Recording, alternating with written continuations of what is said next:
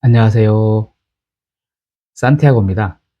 오늘은 2025년 1월 23일 목요일이고요. 매일 책 10쪽 읽고 글쓰기 54일 차입니다. 계속 읽고 있는 책, 인간이 그리는 무늬, 멋대로 해야 잘할 수 있다. 이 부분을 읽고 요약을 하고 느낀 점을 이야기해 보도록 하겠습니다. 먼저 제목이 멋대로 해야 잘할 수 있다. 여러분은 이 부분을 듣고 어떻게 생각하십니까? 저 같은 경우에는 왜 멋대로 해야 잘할 수 있지? 라는 의문점을 좀 가졌거든요. 이런 의문점을 갖고 이야기를 시작해 보도록 하겠습니다. 어떤 특정한 이념을 정해놓고 그것을 보편적이라거나 객관적이라는 평가를 하면서 기준으로 사용하는 일은 사회를 구분하고 배제하고 억압할 수 있기 때문에 결국 폭력적일 수밖에 없다고 이야기를 합니다. 중국의 철학자 노자가 보기에 모든 가치는 중립적입니다. 노자는 가치론적 기준을 보편적인 틀로 사용하지 말고 개별자들의 자발적 생명력이 마음껏 발휘하게 할 것을 권유했습니다. 노자는 자신의 생각을 거피 취차라고 표현했습니다. 우리말로 저것을 버리고 이것을 취하라는 말이죠. 즉, 저 멀리 걸려 있으면서 인간과 사회를 지배하는 가치론적 이념과 결별하고 바로 여기 있는 구체적인 개별자들의 자발적 생명력에 주목하라는 이야기입니다. 노자의 이러한 주장은 공자의 생각과 극명히 대비됩니다. 즉, 모든 개별적 존재들이 보편적 가치로 합의된 예를 기준으로 하고 그 예에 일치되는 삶을 살도록 해야 한다는 이념을 주장하는 공자의 극기복례와 정반대의 입장으로 나타나는 것이지요. 개별적 존재들이 보편이라는 모자를 쓴 특정한 이념의 지배를 받지 않고 오로지 각자의 자발적 생명력에만 의지해서 약동하는 상태를 노자는 무위라고 표현합니다. 무위의 경지란 쉽게 말해 일정한 틀에 얽매지 않고 멋대로 하는 상태를 말하는 것입니다. 노자의 도덕경에 멋대로 하라. 그러면 안 되는 일이 없다라고 나와 있습니다. 노자는 멋대로 해야 제대로 될 뿐 아니라 멋대로 해야 잘할 수 있다고 강조했습니다.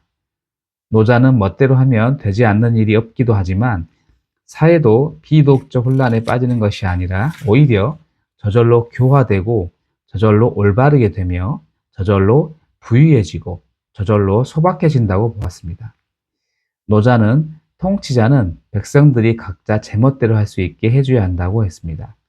최고 수준의 통치 단계는 통치자가 있다는 사실만 겨우 알고 통치자의 존재를 부담으로 느끼지 않는 단계라고 말한 이유도 바로 여기에 있습니다. 멋대로 하는 힘은 각자의 욕망에서 나옵니다. 노자는 바람직한 일보다는 바라는 일을 해야 하고 해야 하는 일보다는 하고 싶은 일을 하며 좋은 일보다는 좋아하는 일을 해야 한다고 말합니다. 개별적 욕망에 집중해야 멋대로 할 수 있고 멋대로 해야 잘할 수 있다고 마무리합니다. 이 부분을 읽고 좀 깊게 생각을 좀 해봤는데요. 멋대로 해야 잘할 수 있다. 계속 고민을 해봤습니다. 제목을 보고 처음엔 의아했는데 우리가 배운 교육과는 어떻게 보면 반대되는 생각이죠. 우리가 초등학교, 중학교, 고등학교, 대학교까지 공부를 하면서 너 한번 멋대로 해봐. 네 하고 싶은 대로 해봐라는 말을 들어봤을까요? 제 기억에는 거의 없는 것 같아요. 지금 교육도 거의 그런 것 같은데 제가 이걸 읽어봤더니 좀 이해가 되었습니다. 어떻게 보면 세스 고든이 린치필에서 말한 튀는 사람이 되어라와 같은 좀 맥락인 것 같아요. 그래서 멋대로 해서 튀는 사람이 되어야 잘할 수 있는 것이다. 노자가 말한 저것을 버리고 이것을 취하라 같이 행동해야 한다고 생각을 했고요. 의미 없는 스마트폰만 보지 말고 의미 있는 책을 읽어야 한다. 생각만 하지 말고 구체적으로 행동해야 한다. 안 된다는 부정적인 생각만 하지 말고 할 수 있다는 긍정적인 생각을 해야 한다. 현실에 안주하지 말고 목표를 정해 구체적으로 실행해야 한다. 남 탓만 하지 말고 내 탓이라 생각하고 인정해야 한다. 불평만 하지 말고 감사해야 한다고 제 생각을 적어봤습니다. 이렇게 하면 나의 욕망이 선망해져 멋대로 하고 있는 나를 발견하게 된다. 저 같은 경우 한 달 전부터 회사에서 자투리 시간에 책을 읽고 있거든요.